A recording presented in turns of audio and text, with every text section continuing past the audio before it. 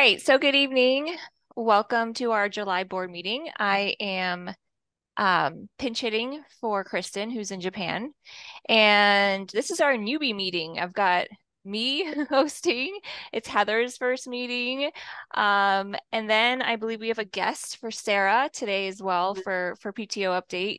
So, we're going to have a friendly audience for all of our learning curves that are going to be happening during this meeting.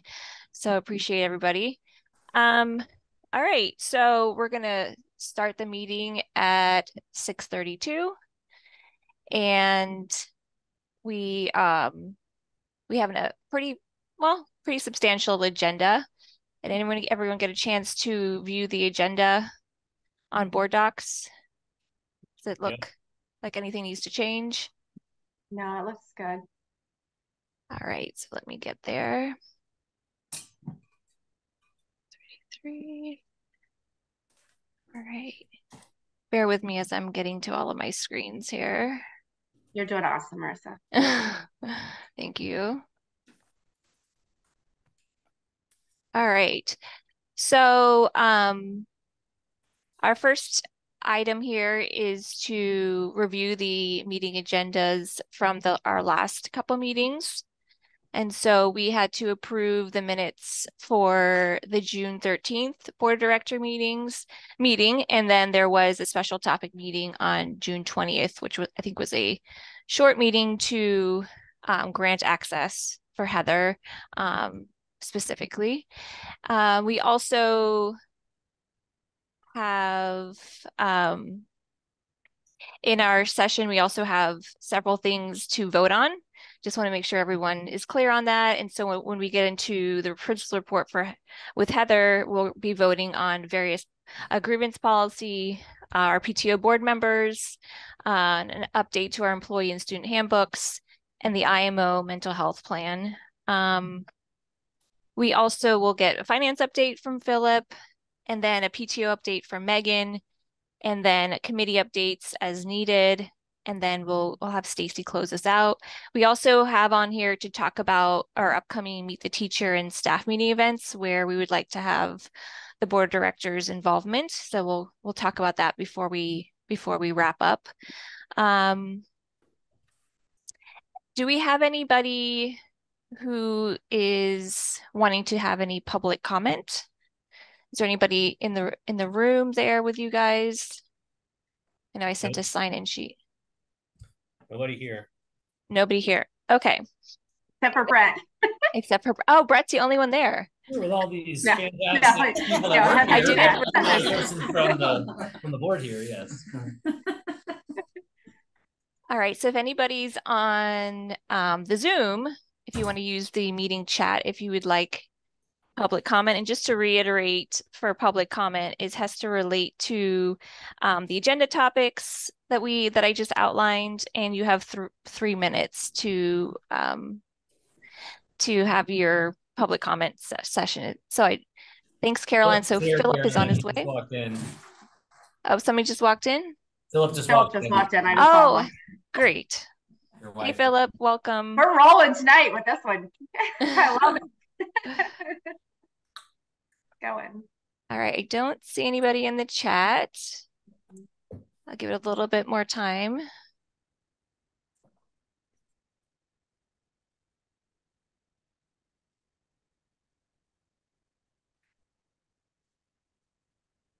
All right, I guess going once, going twice. No public comment for this evening. All right, so the next item on the agenda will be to approve our June 13th Board of Director meeting minutes. Hopefully you guys were able to review that.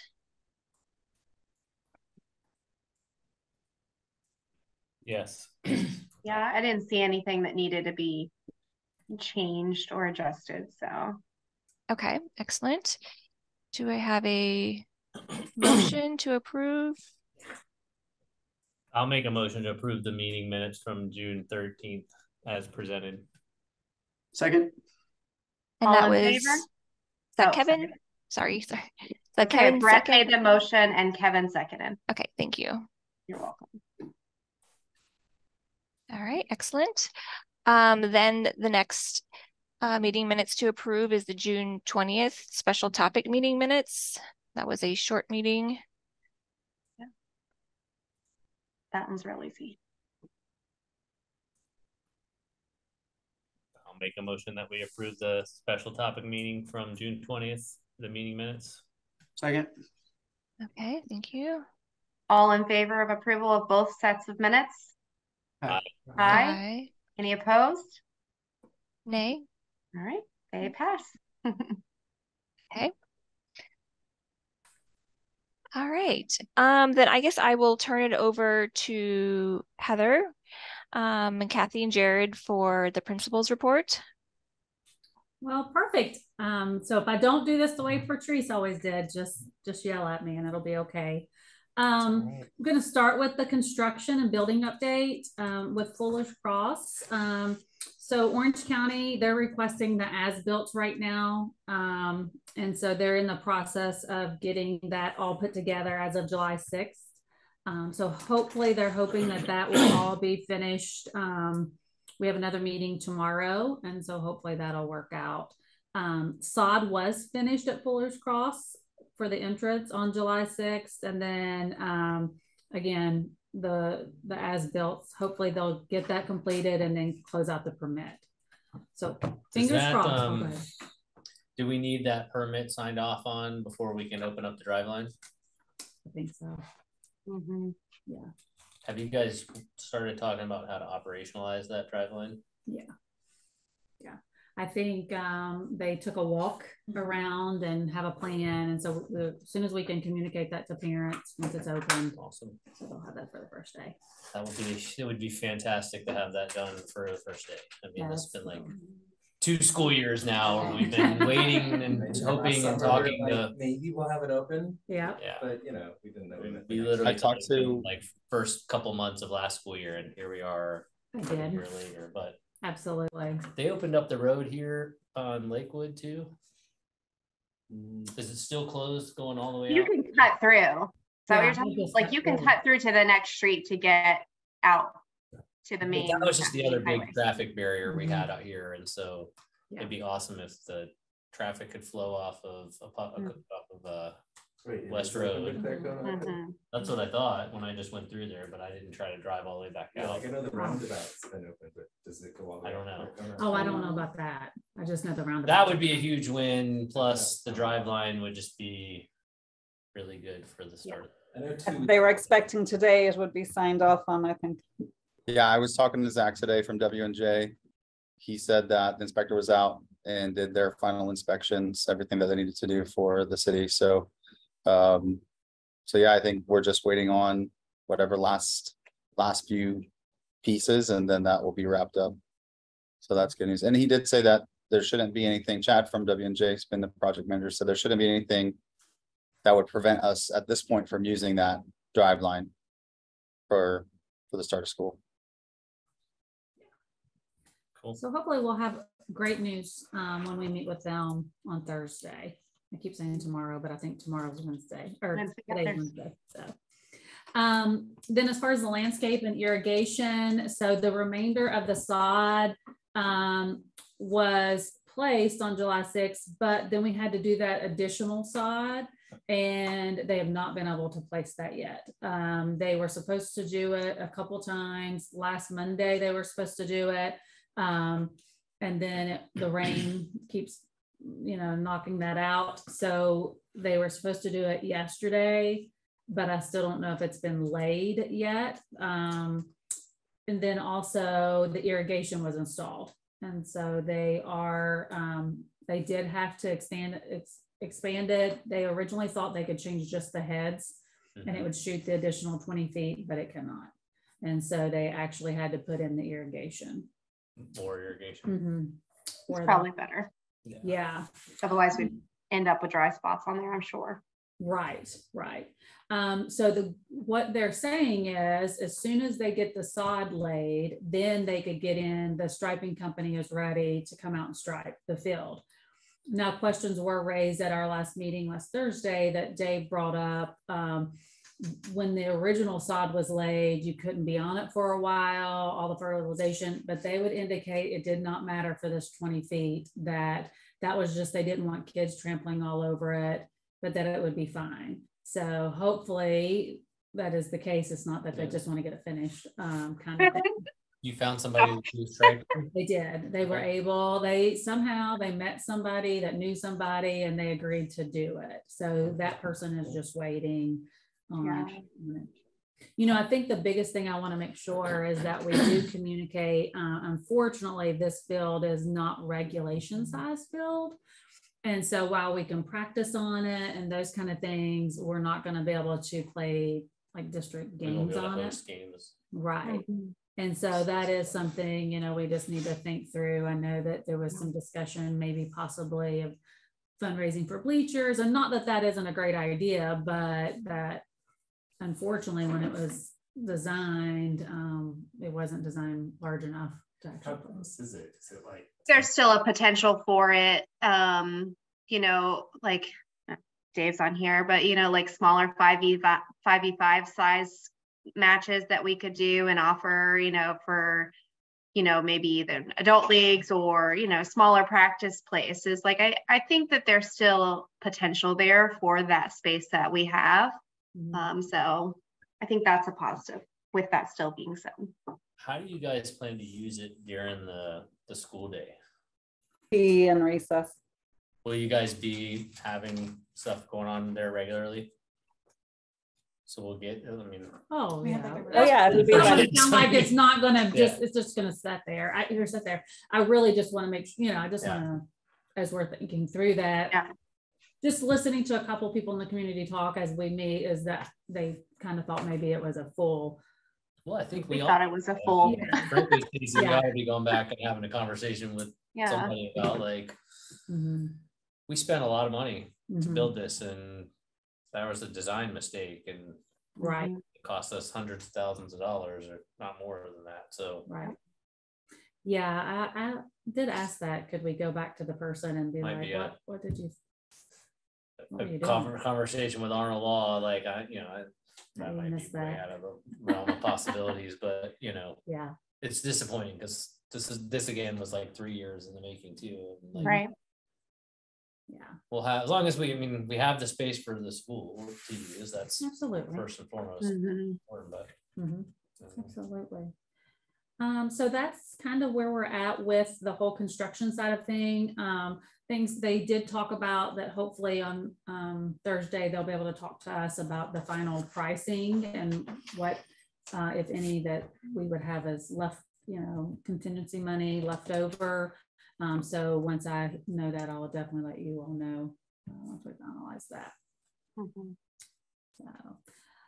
the next thing, just kind of talking about some operations at both campuses. We, the principals and I met, we are working through making sure last minute touches are ready for the campuses to be spruced up and cleaned and make sure kids are happy to be here. We did put out a couple of messages on Parent Square asking for volunteers to come in and help with a few last minute projects. One of the things that did hold us up a little bit is, you know, we had to hire a new custodian at the high school, and he just started yesterday. So I'm excited about that. So hopefully, hopefully the buildings are going to be ready for when kids come back on the first day of school. And when are those dates? If we could just kind of like announce those for those who are listening or will watch it, maybe that will help to get more participation for volunteers. It's Sunday, right? If I remember right, it's one of the opportunities is Sunday. Yes. What time frame? Nicole, I saw you nodding. I can't remember if it was you or Eileen that sent it out. Yeah. I can pull it up. What did you say? I'm sorry, I couldn't hear you. I'm just gonna pull it up. Okay.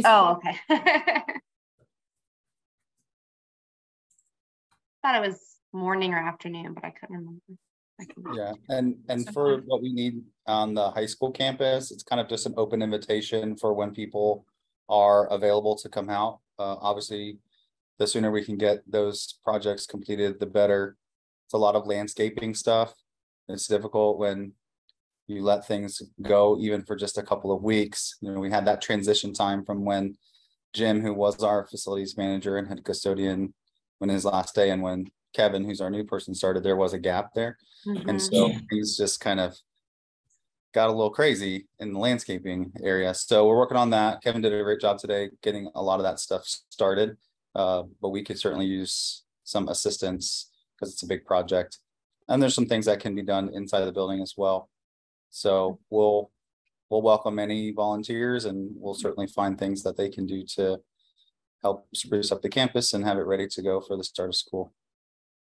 8 to 10, I think. I just pulled it up myself. So for Sunday, for anybody, and that's on the 30th. Okay. Yeah, July 30th is a garden day, and then a separate campus cleanup day is for August 6th. Okay, perfect. Thank you. The other thing, just to update the wordsmith team, the names were given and I wasn't a part of the initial conversation. So I've been brought into kind of the purpose and the why behind the wordsmith team.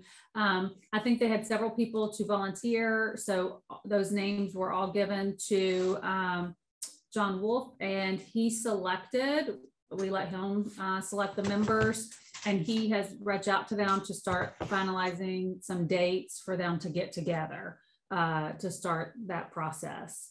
What is that for?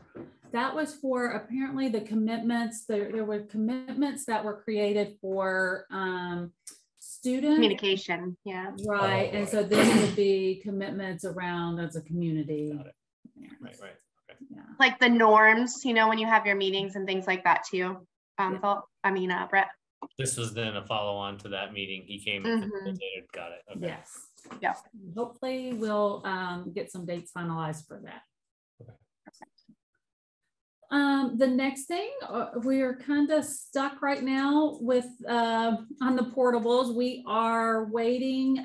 When I kind of gave the report, we were waiting on Ross Smith, the mobile, the portable company, to get back to respond some requests on their lease that Arnold Law Firm had questions about. He was waiting to hear from his legal department, and that took probably a month and a half. So I heard from him yesterday and sent that back to Braxton, who was helping with that originally. So hopefully we can finalize a lease to get some portables here on campus. Same thing with Z Development. They'll be doing the groundwork. They sent a lease, and Arnold Law Firm had questions. They were working through that. And so now they're ready to reach out to Z Development as well. So we are going to start. I'll let Kathy kind of talk a little bit about what that will look like in the beginning months, but hopefully by October, we'll have some portables here. You think fingers it's crossed. October? I hope, but it took them a long time to respond. So. Well, I mean, what kind of change? I guess if Arnold Law Firm, did they have material changes that were gonna? No, it was more like wording and wanting to know. One of the questions was, could we do a year lease versus, a 7-year lease? So they came back and said, well, we can only know less than 2 years. And so it's just little, I think, minor changes like that. So nothing. Will you then be able to come back maybe next month with the yes, that's finalized the goal. Contract we're going to sign on what those lease options look like and all that? Absolutely. Absolutely. Kathy, would you share a little bit about your plan to start the school year off? To do with portables? Yes. Yeah, so we're just going to be hosting 2 primary classrooms in the multi-purpose room. We've got the materials, the shelves and everything all set up. While it's not ideal, I'll tell you it will be pretty lovely. And when I considered the first primary classroom that I stepped into way back in 2012, it certainly will be superior to that setup. So yeah, we'll do great, and we've hired fantastic staff, and it'll all work. Certainly there will be inconveniences around access to the multi-purpose room bathroom, where PE, they're just going to have to use their classroom bathrooms at that outside bathroom. They won't be able to change for PE, so they'll stay in their uniforms. And testing will be a sort of a greater challenge in that we won't have one designated testing room. until we have the multi-purpose back for that again, hopefully by the time we get to progress monitoring too. Yeah, so there will be inconveniences, but nothing at all insurmountable. In regards to that progress monitoring one that will need to take place at the beginning of the school year, is the plan just to use the cart and have that take place in the classrooms?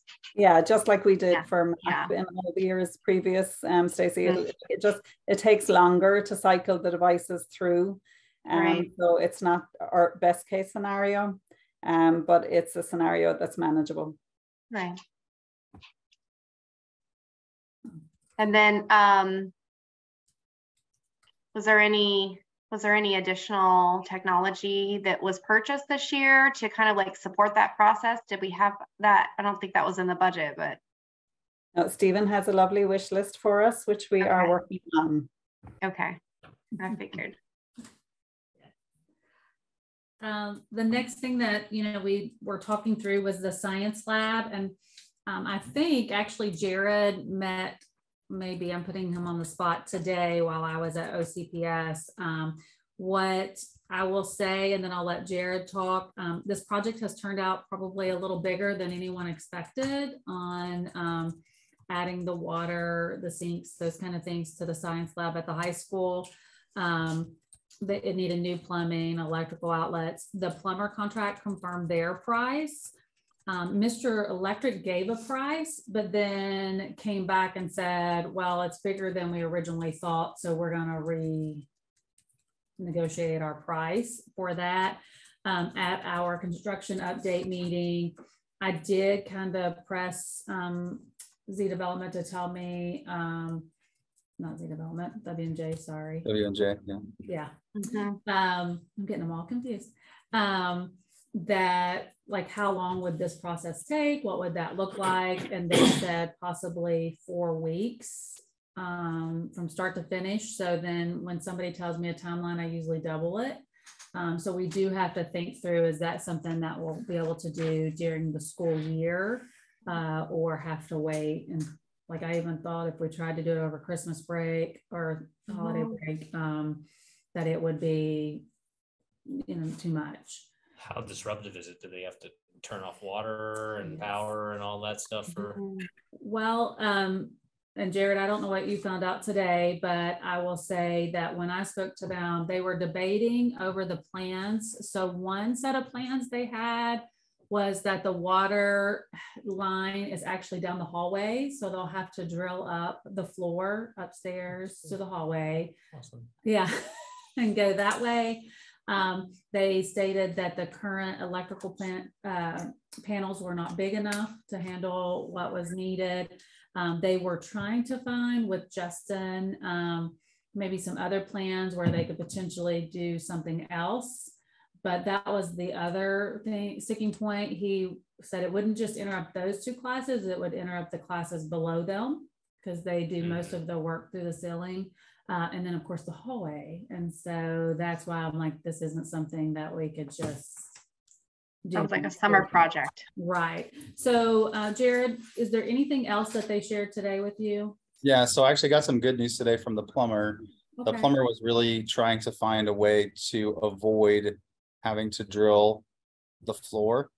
And so we were able to kind of just as we poked around in the ceilings, find a way to have a big enough pipe to connect to from the second floor. So we found that.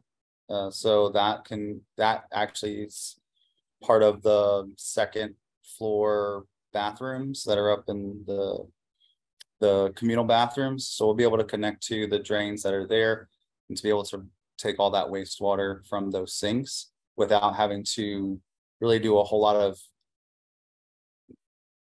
messing with any of those other things. So he said his estimate was that project would take about a week, considering the scope has changed significantly, because now we'll be able to just do all the work through the ceilings. Obviously they still have to drill holes in the floor to run their pipes, but that was the estimate that he gave today.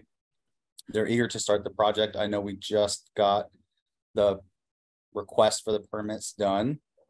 So I'm not optimistic that we'll have the permit in time to start the work before the start of school. The plumbing scope of work is a much more time consuming. For the electric, it's not. It's just running flexible cable, probably 2 days max to do that. That's a little bit less disruptive. So my thought is, you know, in about a week and a half to 2 weeks, that project could be done. But if it's happening during the school day, it would be disruptive. We would have to displace a bunch of classes. And, you know, so if we can get a guarantee that this is going to be a short amount of time, I'm okay with making that sacrifice. But what I was really thinking too is we could explore potentially them coming in the evenings or on weekends to do the work, as opposed to trying to do it during the school day when we have students on campus. So something else we can talk about, but it was very promising to hear that you wouldn't have to drill the floor, you wouldn't have to damage drywall significantly. And the person who came out, I think he's project manager, owner of that company, was very confident. He's like, oh no, we can do this. This is a feasible way to do this that causes the least amount of interruption to the structures that are already there. The one thing I would ask is that when you guys are starting to look at the potential of doing it in the evenings or on the weekend, that typically requires overtime pay. And then that's going to require the cost of the project to increase. So just make sure that if that is something that you're looking at, that's factored into that cost, and to see if it's worth using that time versus using the week of Thanksgiving or the week of Christmas, you know, like near the winter holiday or something. I think we just need to make sure that we're being real clear with our budget there. And that is something that we're going to have to talk through is, you know, the funding for this. Where does that come from and what does that look like? Because we also have the portables as well. So that is something, you know, I was hoping that we would have an estimate to bring to the table to say, okay, here's the funding, or here's what it's going to cost us. Now, where do we pull the funding from? Did we have a place that we thought it was going to come from when we started this? What I've been told is they were hoping that it would be from the money left over from the construction project. But if you're going to also do the 2 extra classrooms, that funding has to come from somewhere as well. So what happens if we don't do this? Those classrooms are still usable, right? Oh, absolutely. We just don't have sinks, and like what do we not have? The sinks at each station. So there's still a sink in the classroom, because that was something I met with both of the principals today, and we were talking through, and I started putting on my preschool hat to say, well, there are portable sinks that we've purchased and you can wheel over there. But Jared was pretty confident that they made it work last year and that it can work again, that there's a sink in the classroom for that. So yeah, just getting that done is not necessarily urgent from the usage standpoint, right? We can make it work. We were able to do that before. It just kind of stinks that this is a really nice setup that when fully completed is going to be really functional, and we'll be able to do a lot more with it. But it's not so pressing that it's going to prevent us from being able to provide a quality program for our students. So if it gets pushed back, that's fine. We can still operate. We get the added benefit of having the additional water sources and additional electric at the stations once that's done. So, you know, the thought process in purchasing those stations was really that they would be functioning as a lab station with water and electric at each station. So the reason why we got the ones that we got. We already bought those. What's that? We already bought those. Yeah, the actual lab stations are there. They're installed. They're ready to roll.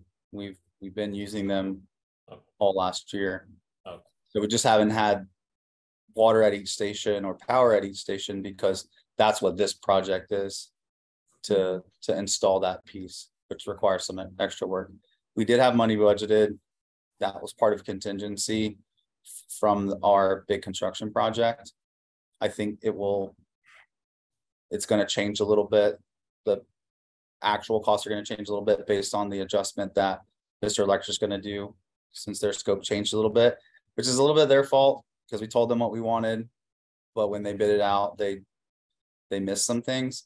So hopefully they'll be mindful of that. But obviously we want the work to be done the way that it needs to be done so it can be optimally functioning.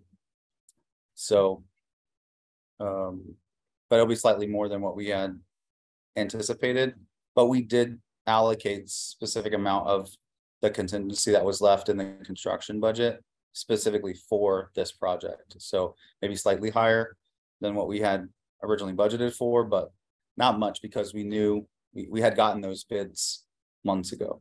So kind of knew what that cost would be. Mm-hmm. So once we get, a better idea of what that's going to look like, what it's going to cost, then we'll come back to the table and get with you. Yeah. We need to prioritize between portables or electric there. I think that's a conversation to have. For sure. Absolutely. Yeah. And if I'm just going to give my 2 cents, the portables are the priority. Yeah. I mean, as much as I want those stations to be set up in my building, we can use them as is until we need to make that adjustment. So if we have to choose between one or the other, my vote would go for portables. Yeah. Cool. Just some operational curriculum things. I had an opportunity to meet with the principals and vice principals yesterday. For a couple of hours, we started a book study called Be Excellent on Purpose, and it's around intentional strategies for impactful leadership. This kind of ties in with the book study that was completed with Dare to Lead. And so hopefully what we took away from, as we start to go through this book study is getting back into and being intentional with decisions and making sure that it's always about student success. Through that, we talked about goal setting and action planning. We did start that process, just the very touching the tip of the iceberg with it, and we're going to continue to work on that. So we'll bring that back to you in August at the August meeting to work through we call them big rocks, things that we're going to work throughout the year, and how we're going to master that through the 30-60-90 day. And then systems work is something else that I've worked with administrators on. And what systems work is all around making sure that we have written out procedures so for example, we actually wrote a system on ordering. And that way we're very clear as people come into the organization that this is how we request ordering, who has to approve. So we're just not spending. But you can write systems for everything, for curriculum, leadership. But with everybody being new, I felt like a lot of people have a lot of knowledge here in their head, but they don't have it down on paper. So the next person coming in, you're kind of running blind and keep calling the previous person to say, now where's that at and what does that look like? So I'm hoping with all of that together, and we'll share more with you next month, but that's kind of the curriculum side of things that we've been working on. I love the big rocks.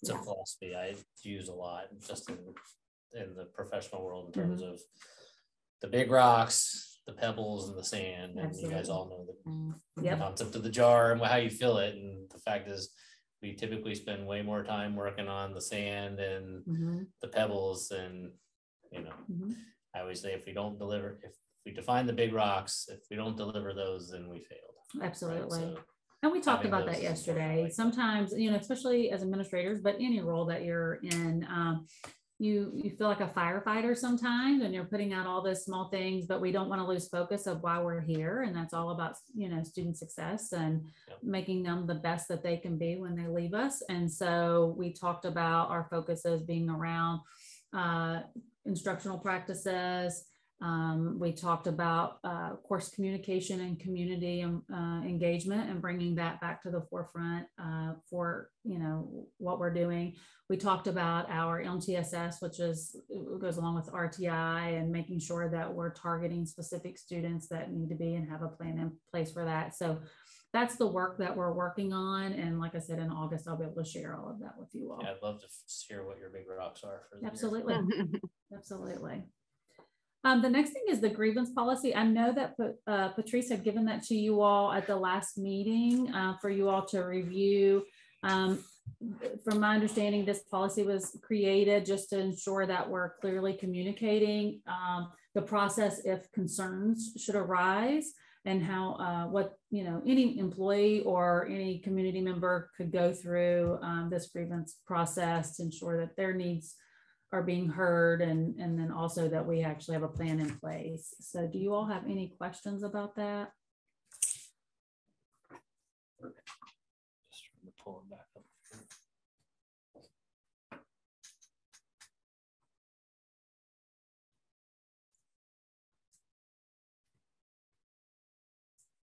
Where is it going to be housed? So we are actually working on, and you'll see that as we talk about it, different manuals. We're hoping to have like a SharePoint drive where all of that is located that we can pull from, but also I got to get with Stephen, but working through our website and possibly looking at, you know, I know he is overworked already, but looking at if there's somebody that, you know, we can look at maybe even contracting for a small fee to help us update our website. I did read through all of the charter regulations, and there's some things on there that we need to make sure we have added. Nothing like huge where we're going to get in trouble, but, you know, just so that that is a place that parents or employees can go to, and then also just to brag on our schools and what the great things they're doing. So that's where we would like for it to be housed as well for the community. Yeah, perfect. So a resource page for parents on the website will be the primary location once it's all set up. There'll be like a template for them to complete, to fill out for the formal grievance.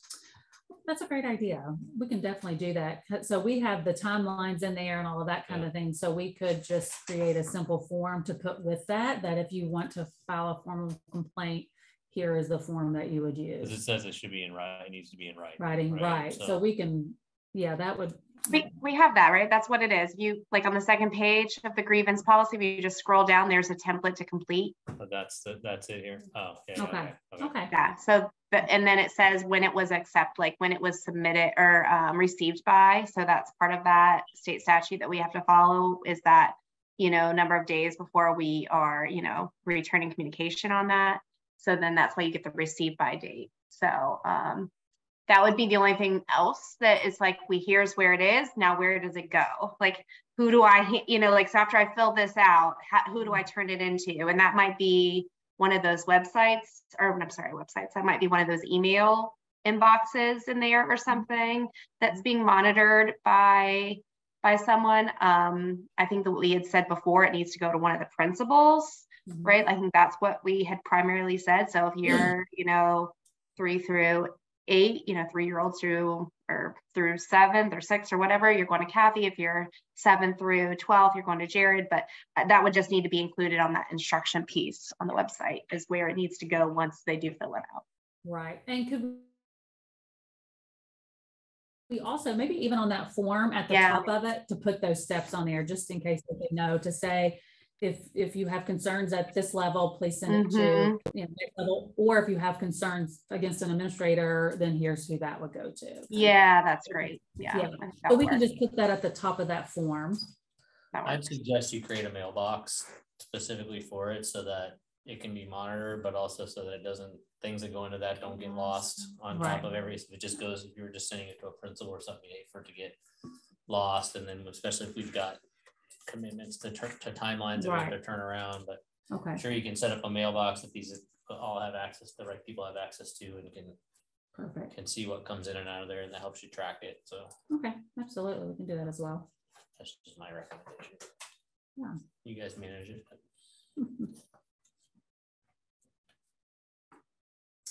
Any other discussion on the grievance policy? Everybody's reviewed it. I mean, the rest of it seems pretty formal to me. Fine, as long as you guys feel like this is manageable and isn't going to be something that becomes a challenge. If we get a lot of them, I may come back to you. And say, can we extend that like the 2 days to a week, please? Add it to the agenda in August. Yes. So and we're tweaking. It's going to be great. What are so I'm just looking through this. Acknowledge receipt within 2 days, and then investigation no more than 15 days. Right. So within 2 days, you just have to acknowledge we've foreseen this, we're working on it. Right. Which is our typical timeline of 48-hour turnaround for response. Right. Yeah. It does sound to me though, like, you know, and I think this is how issues typically are addressed, right? The fact that there's the informal process that needs to be followed first before it becomes the formal grievance. But typically, if everyone's following that procedure and it's going through that informal process first, that's going to address, I would say, 95% of the concerns. It's only going to be very few. In my estimation, that will get to that level of it being a formal documented grievance. Right. So my hope is that it will be easy enough to manage. If even like what Brett said, if we had like a specific, here's where you send your email with this form completed so that administrators can see it and review it.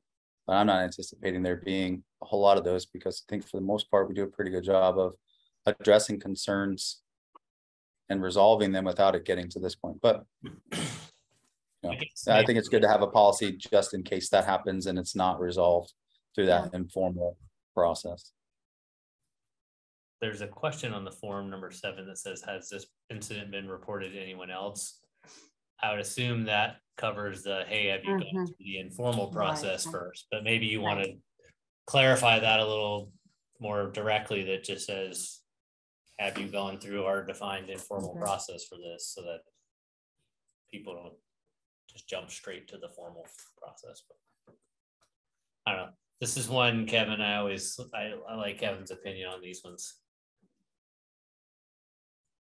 Less is more. Is that what you're going to say, Kevin? No, I think this is pretty well done. Yeah. Okay.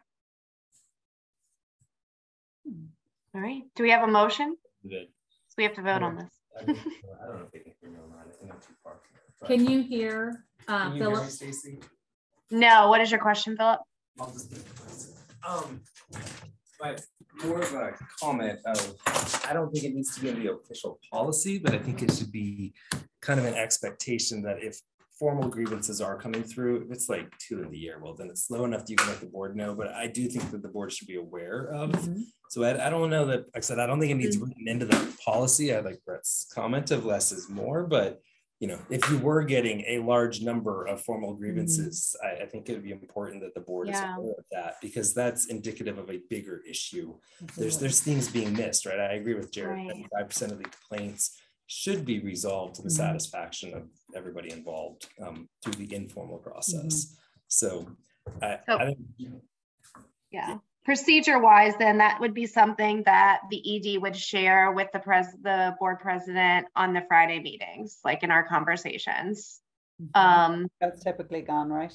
Yeah, I think that has been kind of how that's been handled, but I think that just putting that even into the procedure is fine, that, you know, that all the grievances will just be shared with board president at, you know, on a bi-monthly. You put that in writing, just to your point, just to understand that, but that's how we're going to do it for the board. Yeah, that's where you should address these and be in the details. I think, Philip, maybe if I'm hearing your point, this would be interesting to me, is if it's quarterly or something that Heather, you just say, you don't need to share the details with us, because that's for Stacy to handle. But if there's, hey, we've received 7 complaints, right, and we've addressed some metrics around it to know patterns. If it's 30, then the board may go, you know what, maybe we find out what's going on. That's really what I meant, right? I don't want to I don't want to put the president in too much of the has to deal with all the issues and challenges. It also is hard on the rest of the board if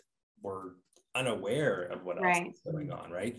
So it's both for the protection of the president and for the information of the rest of the board. And it can come in, I know Patrice sometimes through the years would do this in whatever side conversations, you know, sometimes it would be with me at finance committee, and you know, she would see you as president, but right, crosses paths with different of us and say, oh, just a heads up on this.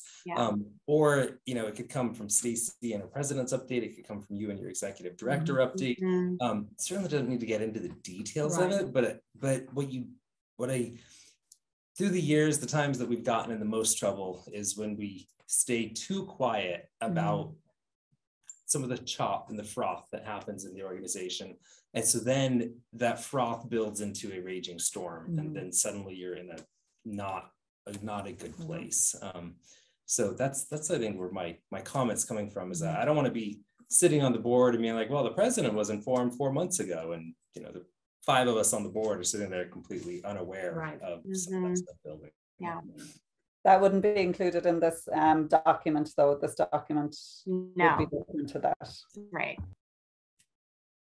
No, I just think a trend, maybe just a trend metric would be all I would ask for is, hey, you know, that could be useful. Yeah, if we're receiving multiple, like 1 or 2, okay, a year, but if we're receiving multiple, then that is a larger issue. So then we would have to see where is that stemming from, and then how do we address that? And honestly, I mean, I'm not trying to just say this, but if I can't do that, you don't need me as your ED. So I don't care at all to share that with you. Now, if it's me, they'll just have to come to you if they're upset with that. But definitely if there's a larger issue of stemming out, but I don't care at all to say, hey, we have received this many and those have been handled. I just want you to be aware of those things. Maybe I would ask for Stacy, you and Heather figure out what's appropriate. Yeah, we'll talk about it. Absolutely. Sure. But as for the document, everything I think on there looks good for us as written to move forward and to start utilizing it. Do I have a motion? One real quick question. Do we want to put something on here that just clarifies for parents that this isn't going to be confidential, or it's unlikely to be confidential? People might think, you know, it's secret, but in a lot of cases we can't keep it secret even if we wanted to. No, everything's public comment or public record. Is it public record? So if it was sent through an email, it would be. Yeah, I mean, if it deals with student educational, the FERPA would be protected. It would have to if it was private information on there in regards to the student, it would just have to be blacked out. But the document itself would be public record. That's right. And redacted, I think is Kevin's fancy term. Redacted. Yeah, that's the fancy words. But I think, you know, this isn't supposed to be used for academic grievances, and you know, it's not supposed to be used for things like grade decisions, things like that. So I think in a lot of circumstances, it would be a public record. Somebody complaining that the water fountain doesn't work, or that such and such personnel is incompetent, they have to know that they're running the risk that it gets disclosed to everybody. So like a blurb that says, please understand that this form could be used in an open records request. I don't know how you want me to word that. This, you know, a form you submit is a public record and maybe disclosed to any person who asks. Okay. Yeah, just like a little asterisk at the bottom or something, Kevin, maybe. Well, that second paragraph kind of covers what the policy does not cover, right? It does not cover and appeals on academic. So maybe you just add a sentence to the end of there that says what he just said. Say that one more time, Kevin. Fancy lawyer words. Yes, tell me the lawyer words. You said a form that you submit is a grievance submitted on this form will be a public record and may be subject to disclosure. Damn.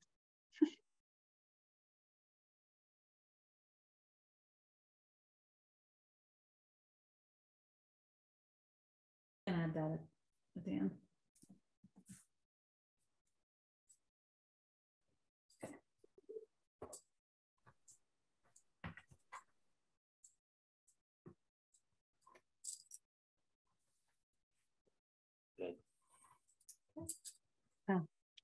Now a motion pending accepted changes. I'll make a motion that we adopt the grievance policy, including the agreed upon changes. Second. Just give Marissa a second to get that. Thank you. You're welcome.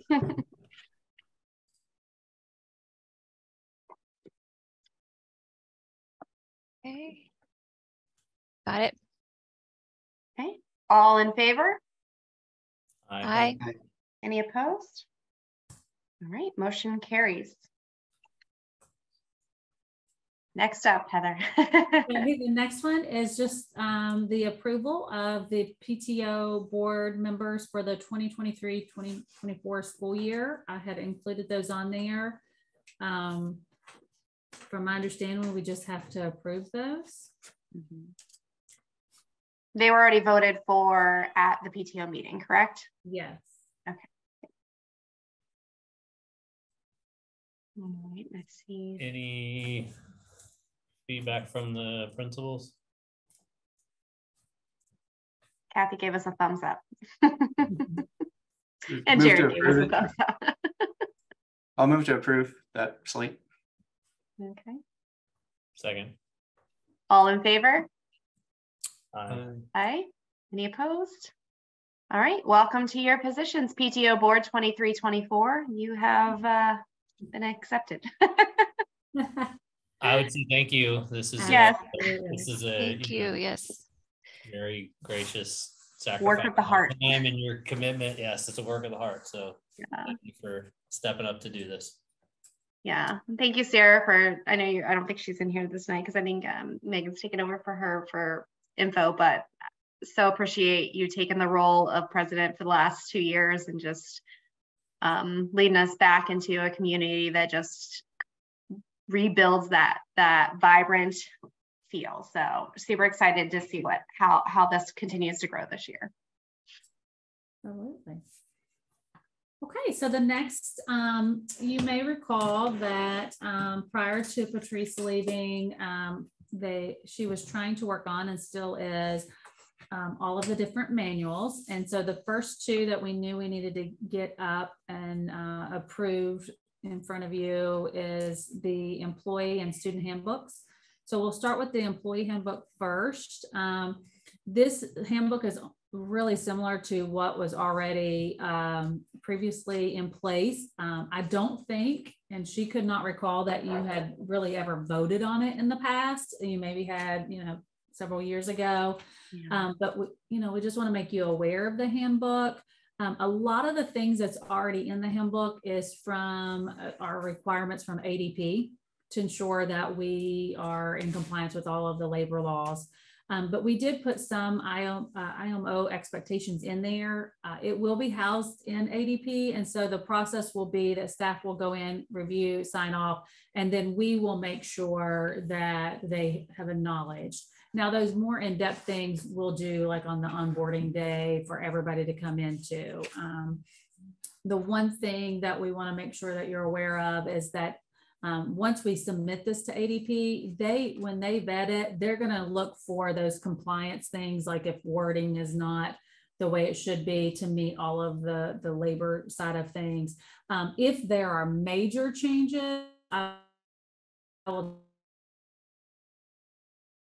then we'll just go on with it the way that we had already approved it. I just had a couple questions on the employee, and it was just really regarding the highlighting. Like on page 10, there's some red. Are you planning on removing that red on page 10? Is that? Let's see here. Sorry. It's in any work week in which the employee performed any work, salary will not be reduced for any of the following reasons. And then the first one was highlighted. Okay, I think the red were questions that ADP had to answer for us of how we should word those things. Okay. So one of the things is they had talked about the way we would word things, you know, how we talk about comp time, well, we don't do that. Well, technically, you know, for what does overtime look like? So from my understanding, when Patrice was working through that, those are things that they had said, what does that look like? And how do you word that? Okay. And then there was one pink on page 28 in regards to the social media. So I didn't know if that was being added or removed, or it was the posting on their own personal social media pages. I think that was being added. Okay. I think it was just in like before, it was just assumed and we talked about it, but I think that is added to that. Yes. And then there was one other section. I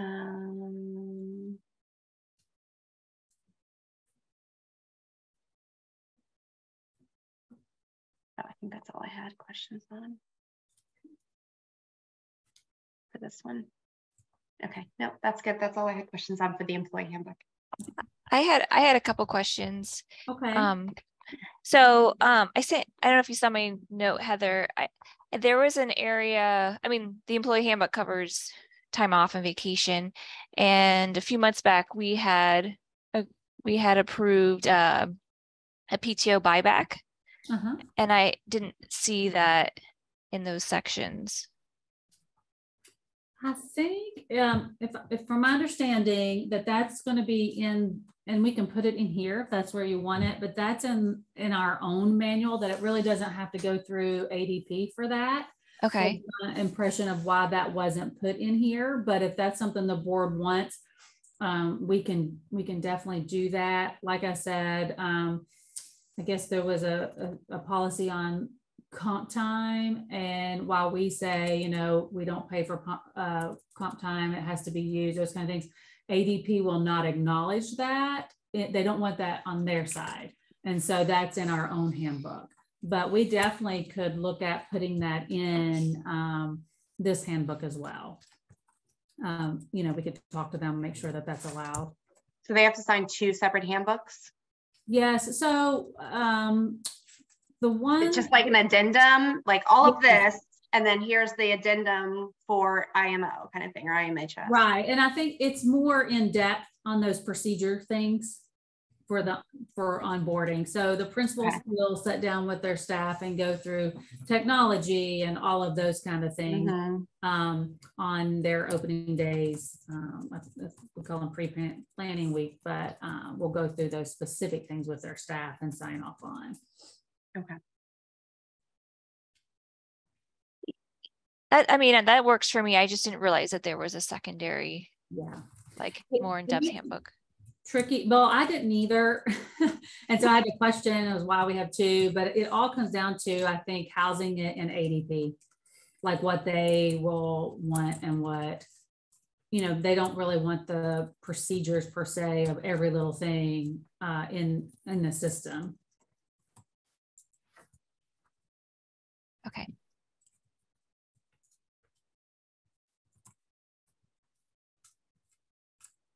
And I'm going to be honest to say, Patrice has done the majority of this work. I'm just coming in on the tail end of it. I know she's been working through with several people on the handbook and asking questions and those sorts of things. So if anybody's on here that's worked directly with her on the handbook, I've read it all, went through it all, but kind of the backstory, please speak up. But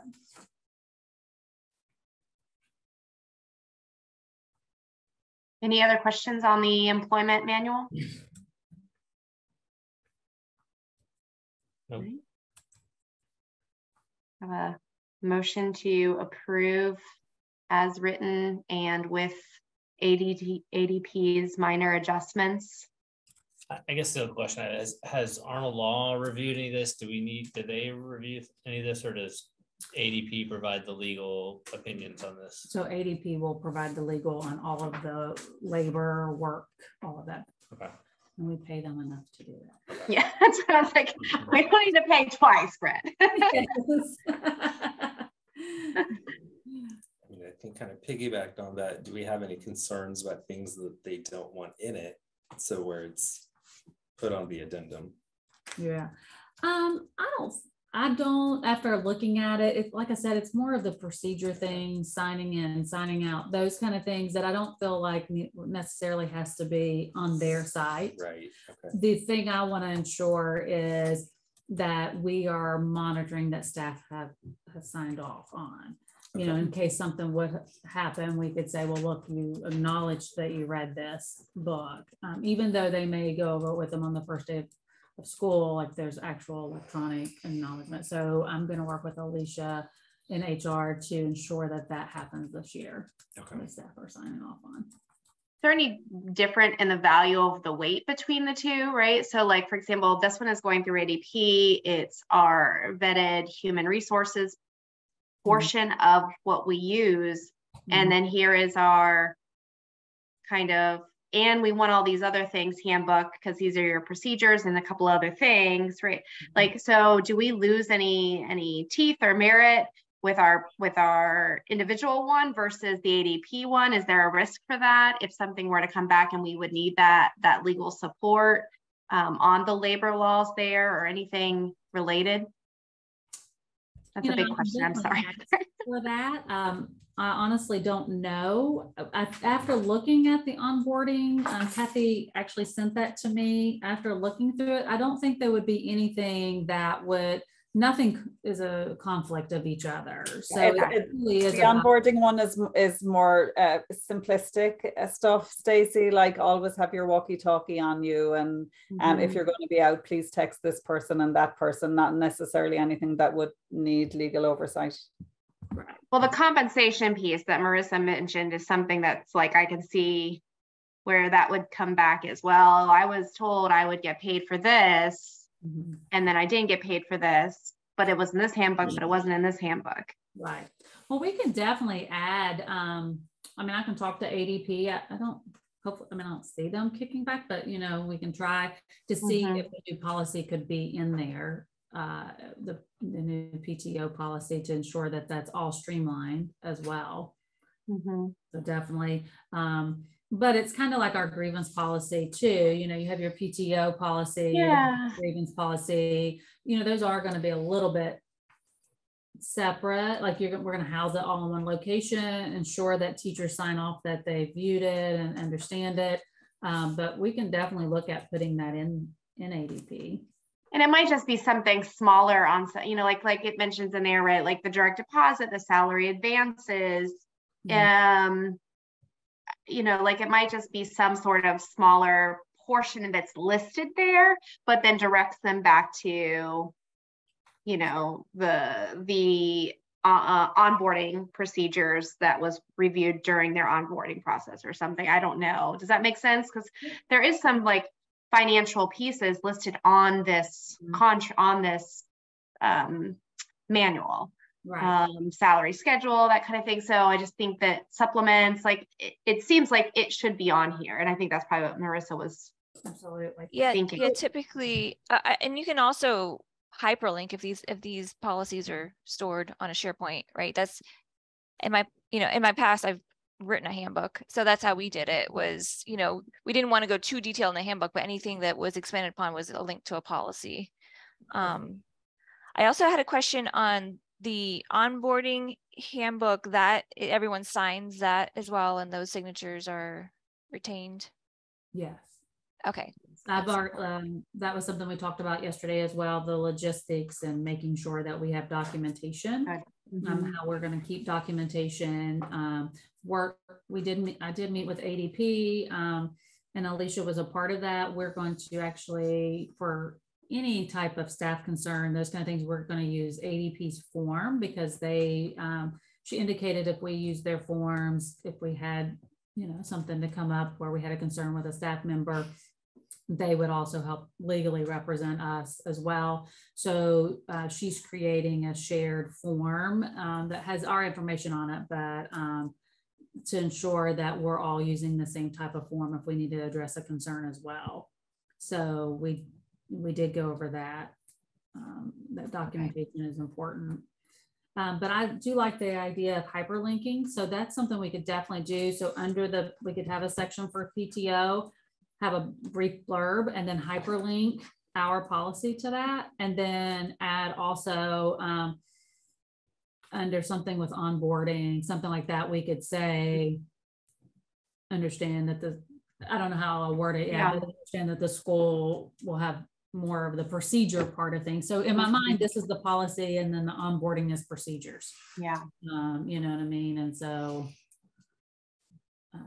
but you know, we can definitely look at adding something like that in there. Okay. Thank you.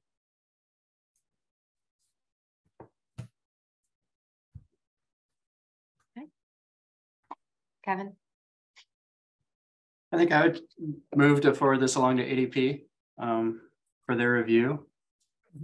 Not part of my motion, but I do think they need to take a special look at the parts in red and pink, because those are new and worthy of their careful review. But my motion is to send this on to ADP for review, and before we send it, to add in the PTO materials that we approved a couple months ago. I mean, there's a lot of detail in here about leave. There's pages and pages on leave policy, and I think that's an important part of it. So my motion would include going ahead and including that before we forward this to ADP, and then when they make their comments, we'll bring it back for a final ratification.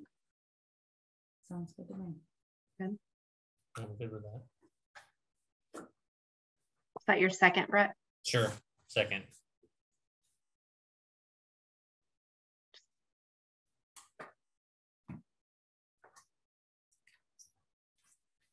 Good. I'm just letting Marissa get it down. I think I'm about there. Thank you. Yeah, you're welcome. You got to turn on your talk to text feature, right? So you just it automatically. That's my only saving grace. This is tougher than it looks. But then the motion would have been. Then it would have been like 3 pages long. I think it's just move to add in the PTO stuff, forward to ADP, and bring back for ratification. Yeah, that works. All right, that sounds good. We have a motion. We have a second. All in favor? Aye. Aye. Any opposed?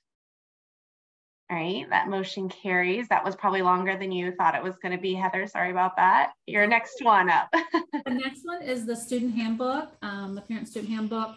So this one you did previously approve, but there's just a few changes in there. But the one thing you do have to go ahead and approve that's in there is the discipline policy.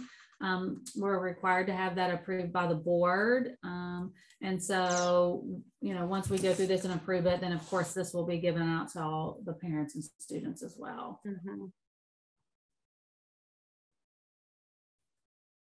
Now, was there any big changes in our discipline policy from last year to this year?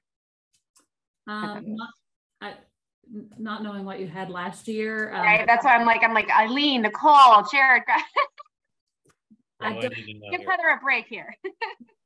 It's 58 pages. I'm not able to decipher what change or what everything is here. So. I can talk to that. It's Leanna. Okay, there weren't any major changes to the discipline policy. It's basically the code of conduct is still in there, and everything that was in there from last year is in there this year, and it was just moved to the manuals that Patrice was creating. So now it's a parent student manual. So the parent student handbook that we had previously had all this information, and now it's in the manual, but nothing has changed significantly. It was just minor edits at this point. No, we didn't take out was the Crocs. Minus the Crocs. The Crocs. The Crocs. I'm not gonna lie, I did pick up on the Crocs. I'm like, that was not in the previous policy, but I'm glad that it was added because that will save me. But we decided to take it out, so it'll be removed. Oh no, we're taking the Crocs out. I was wanting to leave the Crocs in. As long as you wear them in sport mode. That's what I said, full drive. Right. Yeah, we've just decided. Yeah, we've just decided to pay teachers $1 every time they have to say sports mode. Yes, that'll cost us. There's no forget your portables. Yeah. Yeah. Oh, you know, we went back and forth on that. and I see both sides, but I do struggle a little bit with that of why not? But I understand the other side of it too. So the hell, we're saying no Crocs. No, we're saying Crocs. We have in here says no Crocs, but then yesterday that's when they were talking to me about it, and then so you reserve the right to kind of grimace at them, but you won't write them up. Right. Well, and I think some of them swayed too. They're like, that's on you. And we said closed toe, we didn't know if we had said closed heel. So the difference between that. And what about it's the really little just a jewels safety on them and concern. everything? You know, when you're at PE, when you're at recess, are you wearing the Crocs? That's what it comes down to. And they can I like that designation. Again, you know, we reserve the right to laugh before we help you up because you do. You embrace the so we can highly encourage no Crocs, but then you also get into. I think Kathy brought up who's going to like. No offense to police all of that. Right. It's already you're already. Is that something else too? And and I will say that, you know, just to put it out there in the public domain, that if a teacher is constantly telling the same child sports mode, sports mode, sports mode, it could be that that particular child loses the right to wear Crocs. So yes, okay. Yeah. Okay. That sounds like a good compensation there. Okay. While we are also on the discipline policy, I do want to share just one change. We had a conversation with our teachers about a week and a half, almost 2 weeks ago, just in regards to the cell phone policy, especially when it comes to cell phones in classrooms. And there was pretty much a unanimous decision from the teachers in those at that time who expressed that they wanted classrooms to be cell phone free zones. So before, students could have cell phones in class when direct instruction wasn't taking place. Now we're asking that cell phones are not out in class. I saw that change, Lachey. Nobody mentioned it. And I was thinking, I'm like, I remember the kids had their cell phones last year, and this says no cell phones. So thank you for doing that, by the way. Yes, whoever made that decision. Good and job. That's nice too. Yeah. Yes. But there was like a little caveat that if they're using the phone for like recording a video for projects, so it was well written. I did read through that. So I thought that you had a nice caveat that there's you guys refer to it a couple of times in here. K through 8, they can have cell phones on campus, just they have to be put away and turned off. Mm-hmm. Yes, they cannot be used in class. Because then on like page 31, it says students attending K through 8 are not permitted to have, access to cell phones while on campus. Right. They would be in the backpack, so they shouldn't be using them. That one just sounded a little more restrictive, like. All right. As long as they say the same thing. The only suggestion I had was there's a communication area, and then it listed like the PTO site and a bunch of other sites, and I didn't see the board doc site on there. And I know we kind of mentioned that we want transparency and they could always see our minutes and whatnot, and so I thought maybe that's might be worth being added. Yeah, we can definitely do that. Put the link there as well. Will this also be reflective of the grievance policy that we just adopted? To add a section in there. Should it just have some referral to that grievance policy for how to communicate concerns? And definitely that first part of the grievance policy we could actually put under that, and then tell them to go to the school website to fill out the form.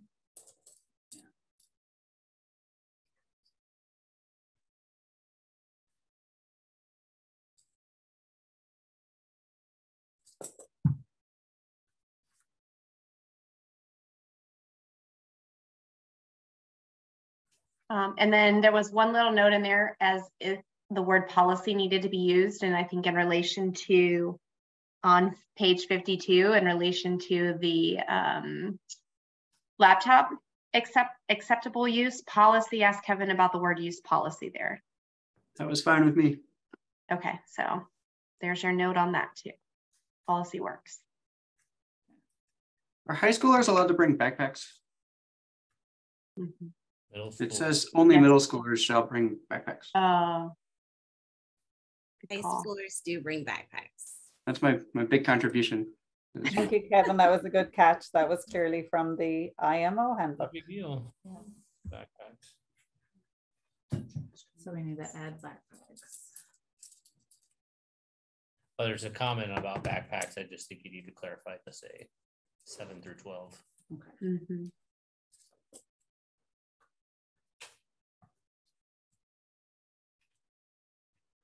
And the only other thing I was looking through here, and I've got to go back and find it, but I think I received an email and I need to read more on it about over-the-counter medication. And that a new guidance has just been given on that. I've got to find the email. But the way I read that was that schools cannot control over-the-counter medication. Just headache meds. Yeah, the headache medicine. So I don't know if we need to adjust our, because here it says in an unbroken seal, those kind of things. If we want to specify that or just leave it the way it is. I do struggle with that a little bit with little kids. We have to hope the parents are smart enough not to give first graders a bottle of Tylenol to bring to school. Yeah. So well, could you just add it under like, I mean, have in the M's add a piece on medication there? Right. That's what I'm thinking about on the Page blurb 11. under medication. Yeah, I just had it here. On page 11. Page 11. Okay. Is to put that in there, just something about guidelines for non-prescription medication. So it says here any over must be unopened is yeah. what the policy is. Yeah. So I think we're going to have to adjust that a little bit to specify the headache medication. And so, you know, if it's okay with you all, look at the email I received and then specify that in there, what the new rules are. And that's just coming from OCPS. So we're just going to mimic, right? So that's fine. Yeah. So I will add that section.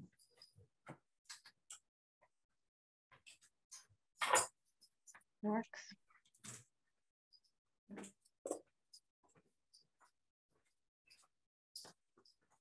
Any other questions in regards to this parent-student handbook? None for me.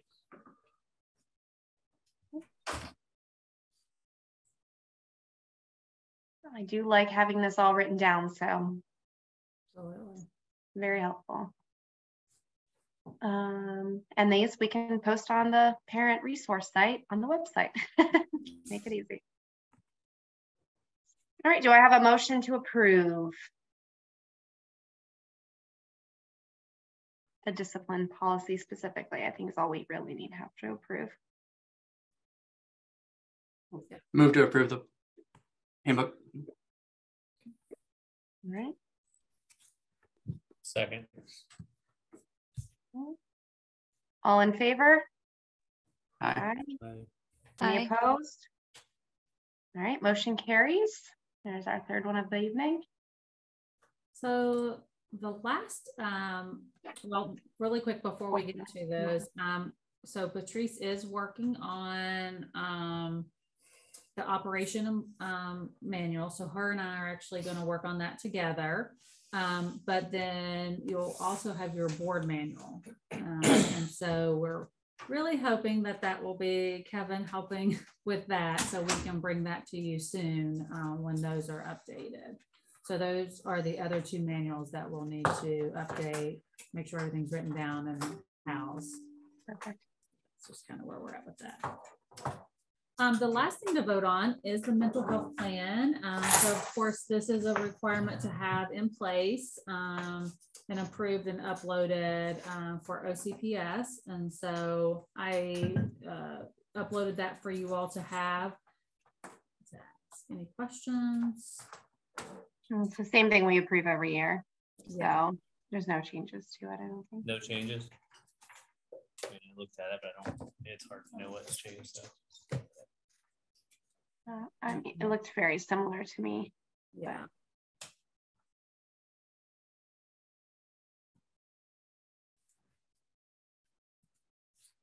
I worked on it and there was one addition. Let me pull it up. That I added towards the end. I think it was the signs of suicide for middle school and high school. That was new. Say that again, Eileen. I didn't hear you. Oh, sorry. In what page is it? Signs of suicide, page 9. Mm-hmm. New program that was started last year that came from OCPS. So that was the only thing I added. Our social workers, as you showed, and Jeanette looked through it, and then all the programs were the same. So just that was the addition. Okay. Thank you. Yep. All right. So we just need a motion to approve the mental health policy as written to be submitted to the county or the state, actually.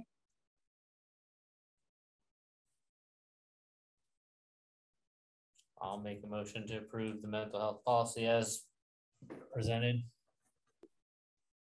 Second. Thank you, gentlemen. All in favor? Aye. Right. Any opposed? Aye. All right. Motion carries.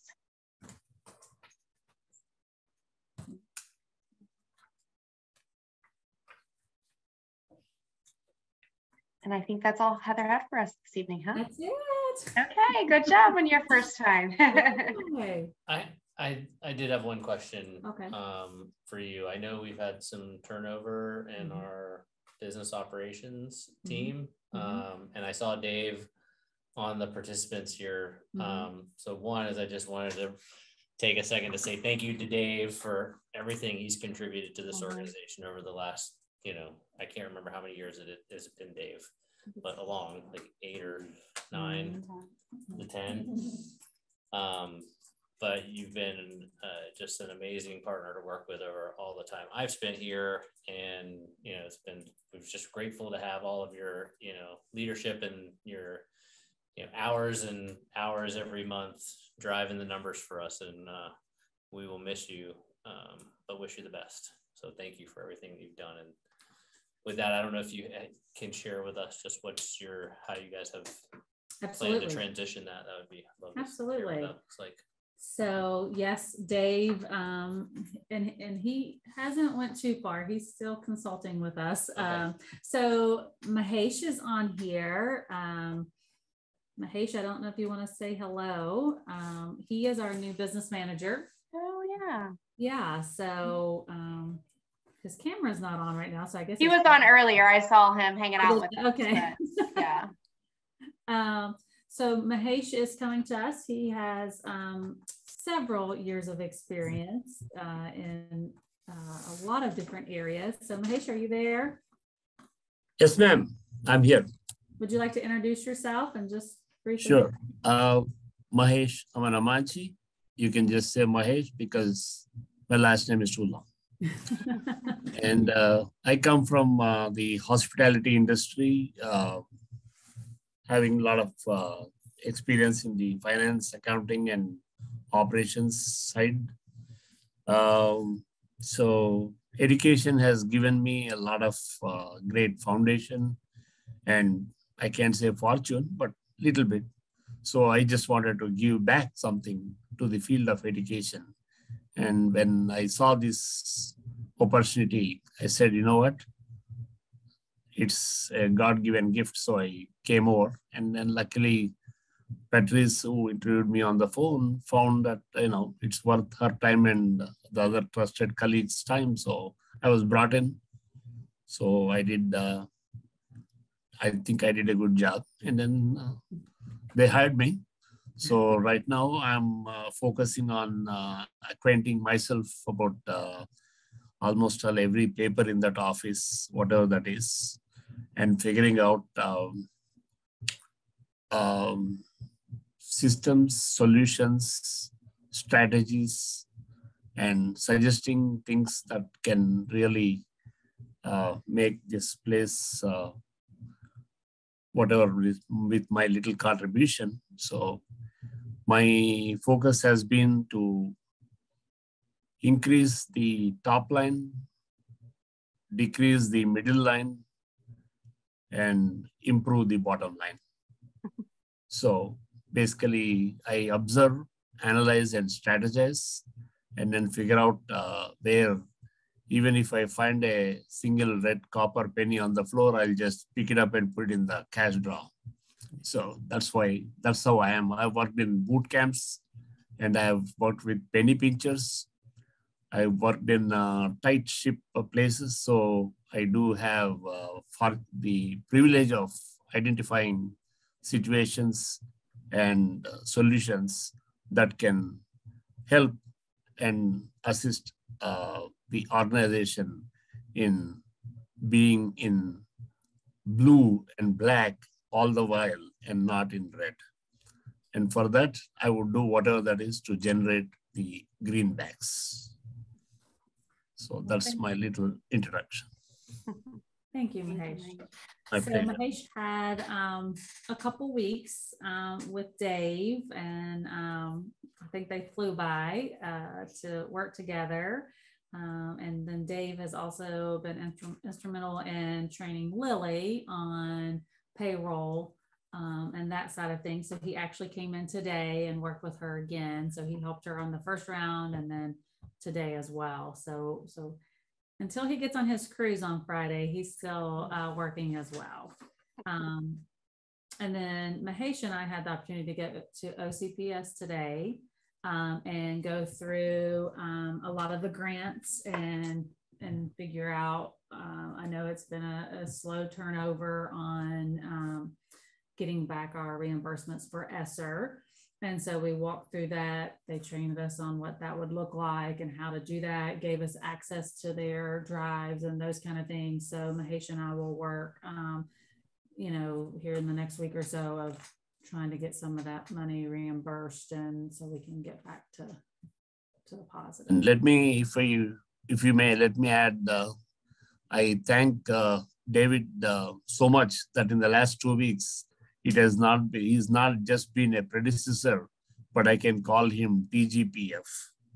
That is teacher, guide, philosopher, and friend. So I wear a 7-number shoes, and then he is leaving 10-number shoes over there. So I need to stuff some socks into that to make myself comfortable and fitting. Good. Thank you, David.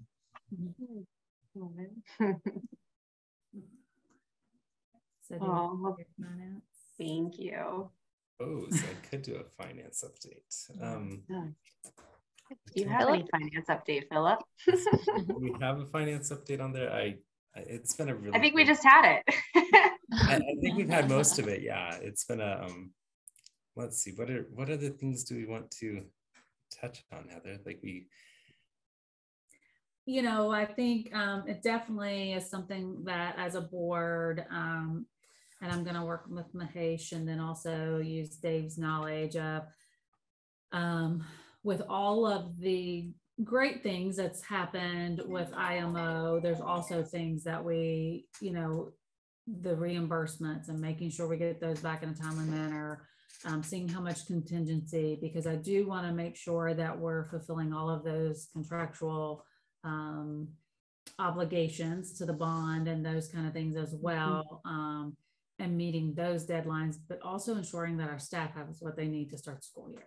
And so that's kind of been the balancing act right now, the whole cash on hand. And then I've received emails from a guy that I don't know, so I'm gonna have a Zoom call with that, and you may be able to tell me more about that, the auditor. At this one, I was somewhat surprised. This is part of, if I was to sum up the year, I would say, as we knew this year, we put our focus on allowing the classrooms to have the freedom to try to stabilize post-COVID and put a little less focus on our finances, which not surprisingly, we get to the end of the year and the finances don't look quite so rosy, but hopefully the classroom stabilized and we're a little bit better for that, right? But we had lower FEFPs, higher teacher counts, the grants were the cash flow challenge, or the cash flow strain that came with that, which is also why I looked to Heather to be like, I don't even be like, finances are bad, which would be an over exaggeration, but I want to say, all the finances are rosy, because that's an over exaggeration too. Like, so Heather and I had a good conversation. Our finance committee meeting also realized, I was like, oh, right, like Patrice oftentimes ran that show in a lot of ways. Like she would send me an agenda, we'd work through it. So We had good conversations on it, some good spreading who's the new ones to be the keepers of the budget, what are the new policies, what's the new approach doing it with, how do we bring all of that in? So that's, you did a great job. And I was like, where do you want to start? So thank you for touching on all of those pieces. That is the finance picture that we're going into this year with. I think the right conversations are happening and the right people are coming in to be involved in figuring out what that looks like. Ocoee, who was one of our partners in getting our Moody's rating last year. I don't know that I was even completely familiar with this. Apparently Moody's refreshes our rating on an annual basis. And so they looked at it and they had concerns with multiple of it. So there must have been, I think Mahesh got pulled into a phone call that I was like, oh, I wish I'd had some heads up on this. I would have joined you, Mahesh. So with that, there's some more conversations. It's no short-term impact. It's more long-term. I and these are just emails today, which I usually try not to be that up to speed in board meetings because most likely it'll all settle down. They'll also read our board minute meetings, potentially watch the videos. And so then they'll be like, oh, let me see what they're saying about that. So with all of that though, it's that side of where Heather and I are going to be figuring out how do we balance, what's the new partnership? She's bringing in the principals and the APs into the budget conversation, getting Mahesh up and running. Those are all the moving parts that are in the finance. Overall, when I look at the numbers, there's areas that make me go, but there's nothing that makes me go, right? Like to differentiate between, there's things that we're watching, but the right people are watching them. But it's certainly something that needs watched. But the right things are getting engaged and being on top of it. Do you want more details? I don't know if I have them, but you can ask.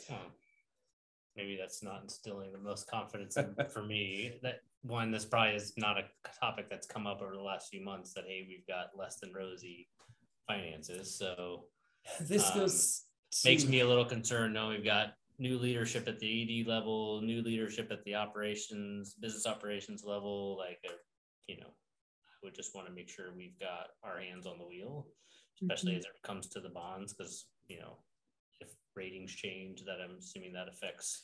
I think there's no impact on our rates covenants now, or on our covenants. What actually referenced was that it could impact, one, it gives raised eyebrows and could be somewhat negative for our business partners who helped us get the bonds. And two, he's like, if you want to refinance or do things in the future, it could cause concern for, it makes it a little bit harder then, right? Because they're going to look back and see different status of things. When did we put like a deep dive on financials on our annual list of topics, Stacey? Like October or something, I think. Let me That's something we want to move up to like September and just brief the board on going into the school year. And we did the budget approval a couple months ago, so I don't know how much will have changed on that, but what's the right timing to give us an updated briefing on state of the finances? I'm just pulling the monthly thing real quick.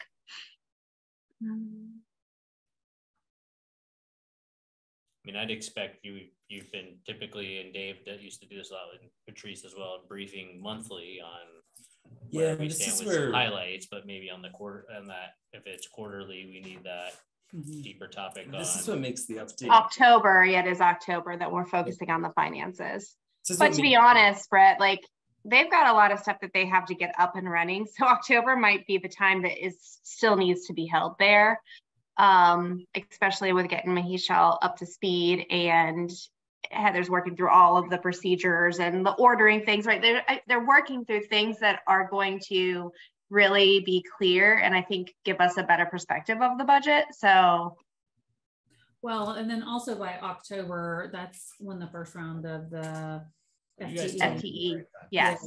I would say, and this is why I was take a lot of confidence from this the is conversation we had. It makes me feel like, hey, we are moving in a good direction. So you've been around long enough to know that's like one of the things we, always taken the most and seriously. And this is the side of where I was like looking at Heather before. I was like, okay, where do I go? Because I don't want to. I always very much, you know, what I'm looking for here. Respect that as treasurer, most of the board looked to me to say, hey, you need to give us a heads up if things are in a place where we should be paying more attention, right?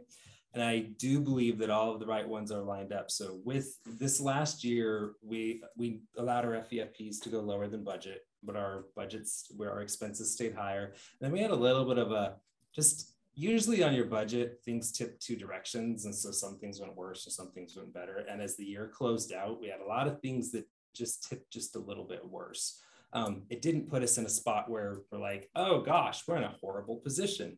But it did put us in a spot where I was like, oh, that's not as good of a position as what we are used to seeing or where we would really want to be. So that's the conversations that we got more into the finance committee, and really with the budget polishing in June to start squeezing it, is that, look, we need to make sure this budget will work that we have next year, but it has to be followed, right? This year we had it slips here, slips there. So it's like this year was okay. We can't do that again next year. So we have to make sure that organizationally we're leaning into that budget that we have. And so that's a side of where, for me sitting here as a longtime treasurer, I don't want to come to the board and say, oh yeah, all things are normal, carry on with normal course. But I also don't want to come in raising the fire alarm saying, panic, be all over the finances. It's that we do need to make sure that we're keeping that in the forefront to make sure, hey, are we following budget? Are we staying on top of these things? Are we watching with some of the projects that we've got going on? If they all are coming in on the upper end, we need to cut some of them and say, well, they're not going to happen this year, right? And so that's the part of where I want to try to strike that right balance. We're not in any way have sounded all the alarms and all hands on deck, but we are in the just, tighten the purse strings a little bit and be aware of where that spending is. Right. And I think and if that's hold a science lab, then that's hold a science lab, right? So like, the financial piece has got to be in line. Go ahead, Heather, sorry.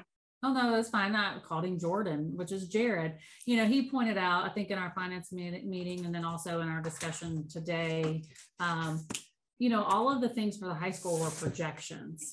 We hadn't lived through that yet. And so now that we have that baseline, that will help to say, okay, that was a projection. We didn't know what it was going to cost us. Now we do. So then we can kind of tweak other things. So can I just ask that we be committed to sharing the monthly financial reports that we've had previously? Yeah. Use just that one, if it's that, so the one pager with the balance sheet information, and I think there were some details, supplementals that went into that. Yeah, but I'll forward it. If we can make sure that's still coming out, then I'd like to. I haven't seen that in a few months, probably. Absolutely. Mahesh, I had already met with him and asked him to actually create a document. I don't know, but you're purple right now. I don't know why that went purple. Really I asked him to create a document where we can see that every month, and he's actually took it a step farther to say he would have it for me every week, that we could say, here's what's out, what's in, here's our bottom line, so that I will always have that feel. And then we can also share that with you all as well, to say, here we are monthly. So that's something that he is going to create for me to have. I would suggest maybe you guys too also compile your list of kind of risks and opportunities on a monthly basis. If we know we have some potential risks on the portables and things that are upcoming expenditures that we're not quite sure on, and then I don't know if we have opportunities that we have identified of where we may be able to save some money or contingency funds that we have, but some of those R's and O's on a regular basis to say, hey, here's what that's either we're carrying some amount of risk, or we think we've got some amount of surplus if things go the other way.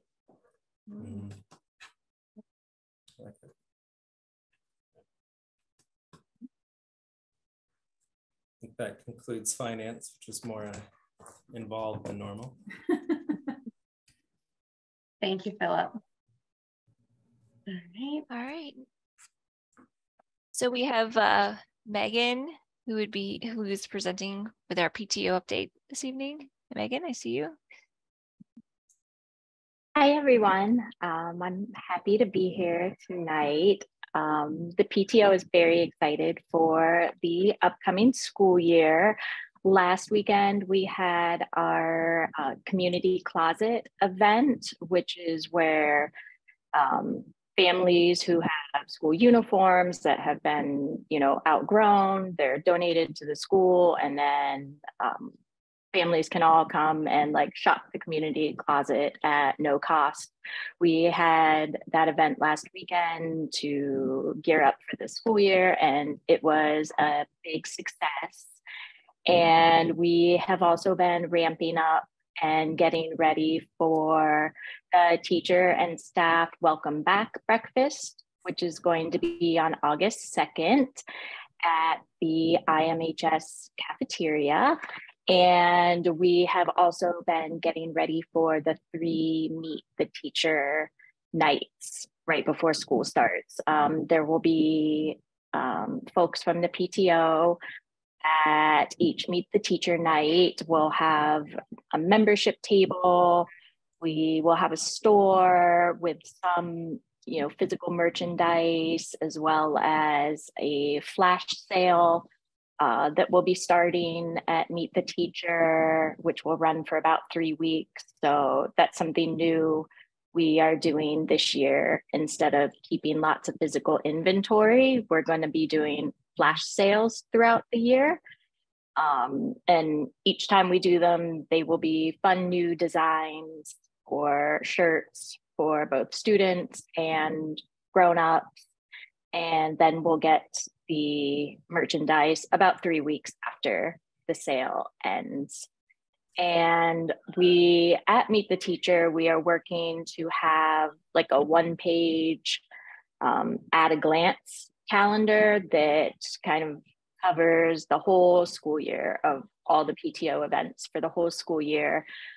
We plan to have those in each classroom for families to take with them at Meet the Teacher. Just something they want to just hang it up on their fridge, and then you've got everything for the whole year.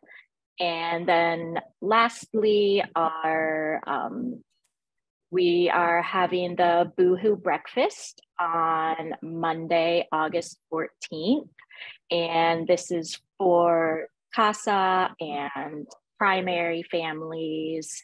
And we're going to start that at 8 a.m. right when, drop off first starts. And that will go until about 9.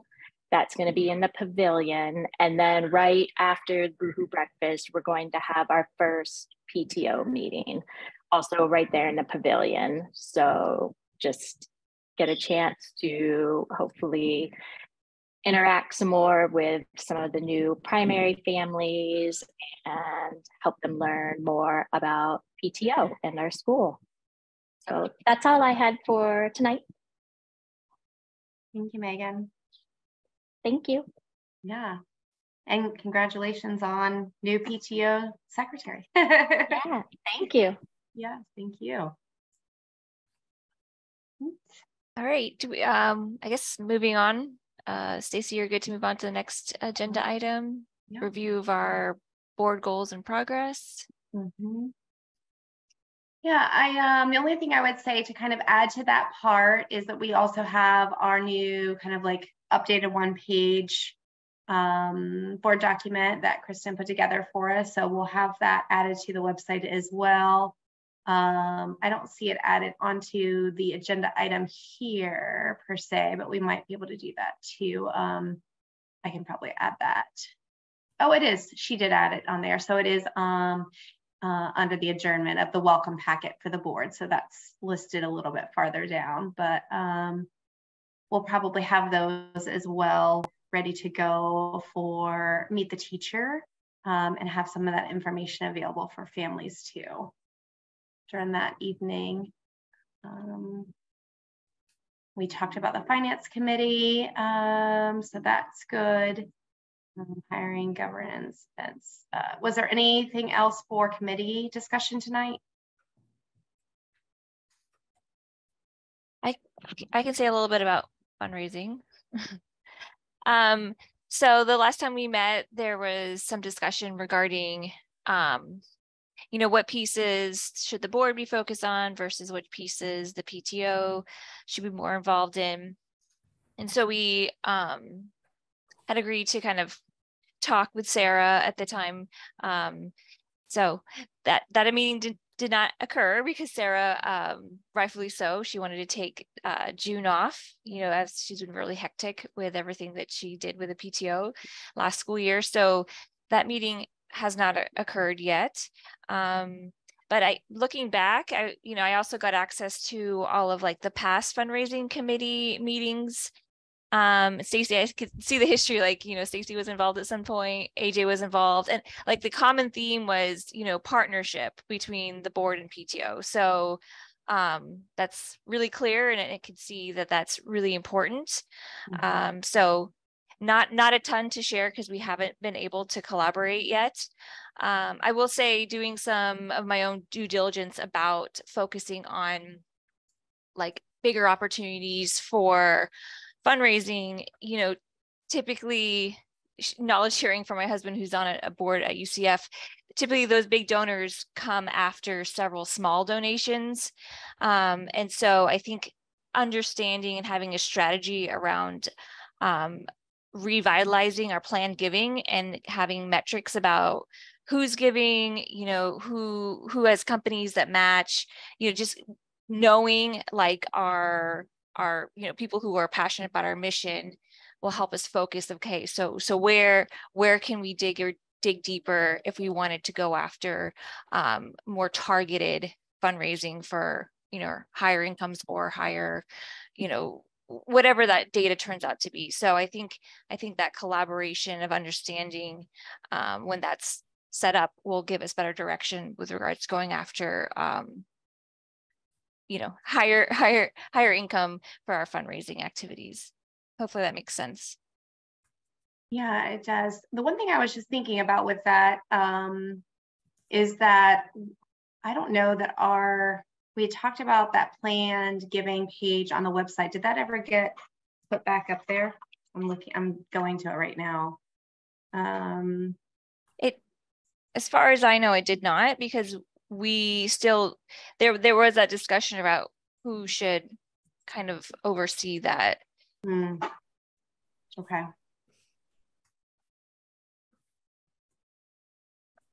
So I'm happy to take the action to kind of get the groups together if that works. Yeah, I think that we still need a place on the website for planned giving, and especially like as we discuss it and move forward through that process throughout the year. I'm just checking and there's nothing on there.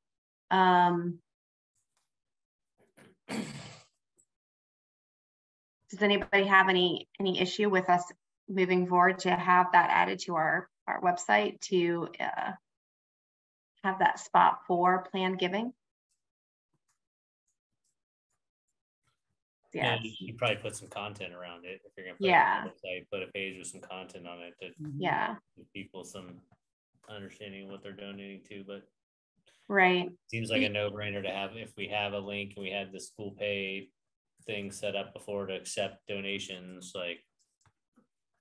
Yeah, and I think the issue is, where was the pocket of money going, right? It was just ended up going back to the school for something versus where was it going to, is it just like a contingency, right? Like, is it going back to just be spent for anything, or how was that financial piece being housed? So that might be where, with discussion, Heather and Maish, we come up with a place on how that is being housed and where that, what funding source is that being utilized for, right? So I think that that's part of the conversation we probably need to go to look in, but I think that we definitely want to get that back up there and have that as an option. And whether it's, a PTO fund, right? Like we're just pouring money into PTO and then they are utilizing it for the school, or if it's going into a special fund for the school to be able to utilize for special purchases or something, but separate from our regular cash flow, right? Like that's coming in. But I don't see any issue with going ahead and getting that kind of back up and running and on that website. Yeah, I guess the only thing, back to Brent's point is like we're trying to revitalize the plan giving, and I had discussed ideas around a campaign. So, I mean, having the link out there and not communicating, I guess there's no harm, but we want it to be kind of like I guess I had envisioned an effort, right, to kind of energize what was happening. And I loved your theming on it too. So I think that the theming that you had discussed previously was going to work just well. So really well. Let's see. So I guess I just want to be concrete of the action, the next steps for that. If it's, I think the next steps would be for us to get with Heather and Maisha to decide where that pool of money is going and what it's going to support, right? So if we are creating that plan giving, is that plan giving going to the school to be focused on for a specific purpose, or is that money going into PTO that then they can use it to fund the support that they're doing? So I think that would need to, and that's an executive director decision. Okay. So I'll look and see what we've currently been doing, and then we can get together and decide. Yeah, the board doesn't need to make that decision on how that money needs to be spent. That's okay. Yeah, so that's up to Heather. Does that make sense, Marissa? Yes.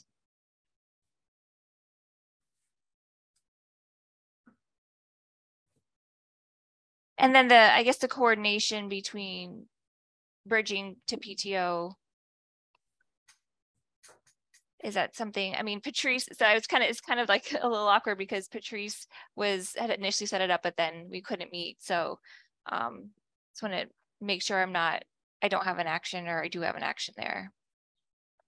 So I think that you want to still meet with PTO. I would set up whenever, like everybody's back in and it's less crazy, to meet with them again and kind of see how we can support their efforts.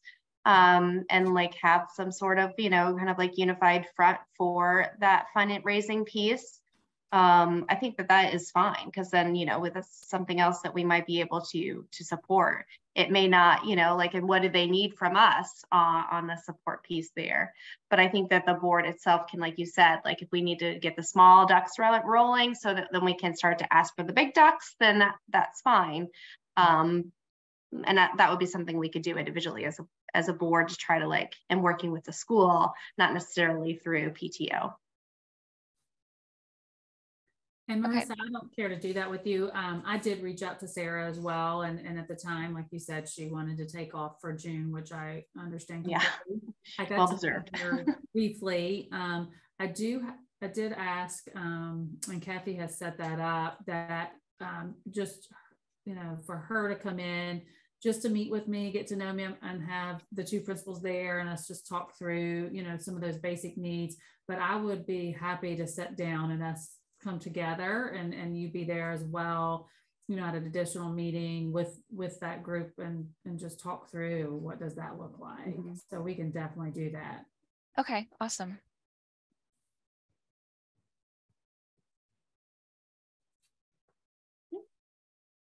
All right, I think that was the end of the committee updates that we have.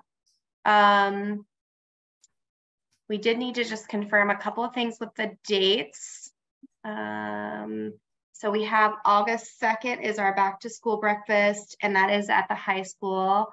I think a couple of us said that we were going to be there. I will definitely be there. What time is that again? Time of day? It starts at 9. 9. Be there as a full staff 9 to like 11:30. Yeah.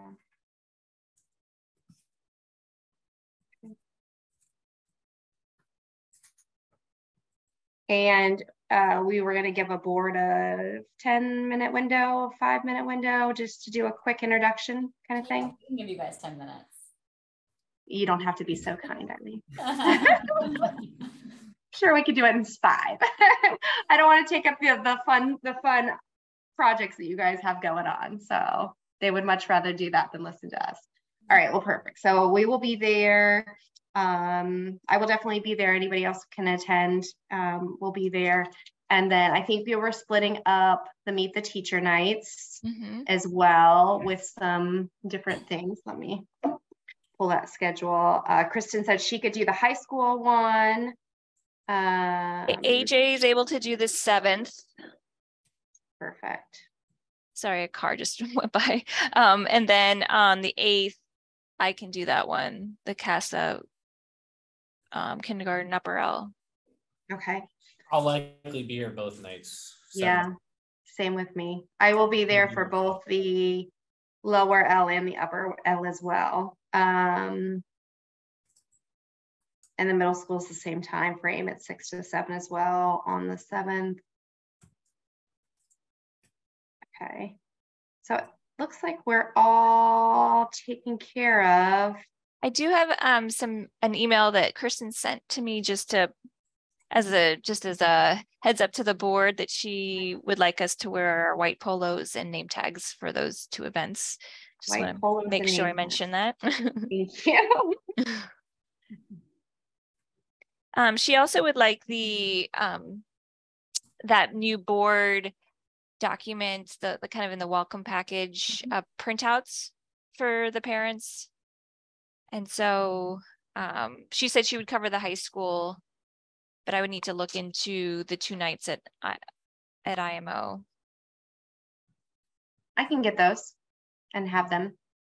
Okay, excellent. Thank you. Just set them out on some of the tables there. Pull a table ourselves. That's fine. All right. Stacey, can I back up to the welcome back staff day, the 2nd? We can put a board down for 9:30. Does that work? 9:30 exactly. Yep. Perfect. There's a highly developed agenda, so that's why I was trying to take as limited amount of time as possible. I know how those agendas look. So thank you. 9:30 to 9:40 is our window. We will be on. Nicole and I will cut you off. 9:41. I've seen you be timekeepers. I know what I have to deal with. That window I can attend. This 9 to 11, I was like, I can't commit to that. All right, so 9:30 to 9:40 on the 2nd. Got it. I won't be able to make that. Sorry.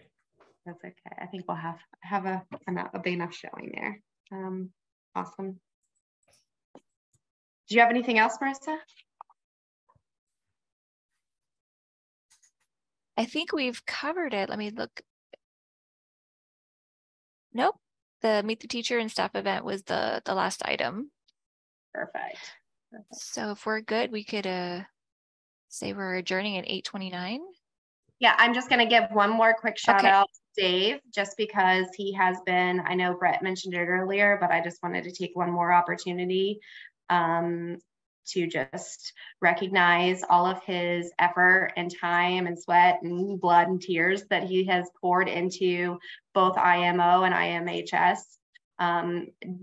Dave, you don't realize how much we truly do appreciate not only your skill and your support of our school, but your humor and great smile. So my porch is open. I'm going to share a beverage with you one evening to celebrate, but my neighbor. But we just really do truly appreciate you, and just thank you for the endless hours that you have poured above and beyond into Innovation Montessori. So thank you, Dave. Thanks, Stacey. You're going to make me cry, but thank you. Well-deserved tears. We love you, thank Dave. you. I know. Yeah, you all know what I think of you too. Oh, goodness. Thank you all. Yeah. Thank you. All right, now you've got it, Marissa, 8:30. Okay. 32. All right, thank you all. Have a great night, guys. You too. Thank you. Bye.